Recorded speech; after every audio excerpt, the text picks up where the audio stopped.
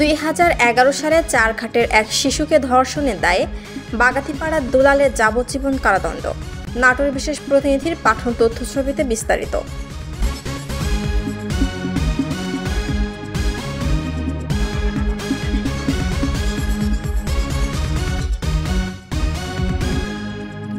নাটোরের বাগাতিপাড়ায় 7 বছর বয়সী শিশু ধর্ষণের দায়ে মোহাম্মদ দুলাল হোসেন নামে একজনকে যাবজ্জীবন কারাদণ্ড ও 50,000 টাকা অর্থদণ্ড দিয়েছে আদালত। বুধবার 4 সেপ্টেম্বর নাটোরের নারী ও শিশু নির্যাতন দমন ট্রাইব্যুনালের বিচারক মোহাম্মদ আব্দুর রহিম এই রায় ঘোষণা করেছেন। সাজাপ্রাপ্ত দুলাল হোসেন বাগাতিপাড়া উপজেলার চাইপাড়া গ্রামের মোস্তাফিজুর রহমানের ছেলে।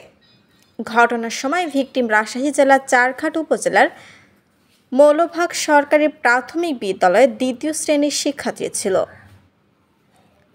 নাটোরের জজ কোর্টের পিপি আনিসুর রহমান জানান, 2011 সালের 2 জুলাই আসামি দুলাল হোসেন ভিকটিমকে পেয়ারা খাওয়ানোর নাম করে ফুসলিয়ে তার নিজ বাড়ি চাইপাড়াতে নিয়ে যায়। সেখানে তার ইচ্ছের বিরুদ্ধে তাকে ধর্ষণ করে। এ সময় বাড়িতে গিয়ে অসুস্থ হয়ে পড়লে তার মা বাবাকে ঘটনাটি খুলে বলে। এরপর শিশুটির মা বাবা তাকে উদ্ধার করে দ্রুত রাজশাহী মেডিকেল কলেজ হাসপাতালে ভর্তি করে। এ ঘটনায় শিশুটির দাদা বাদী হয়ে পরের দিন 3 জুলাই বাগাতিপাড়া থানায় নারী ও শিশু নির্যাতন দমন আইনে একটি মামলা দায়ের করেন।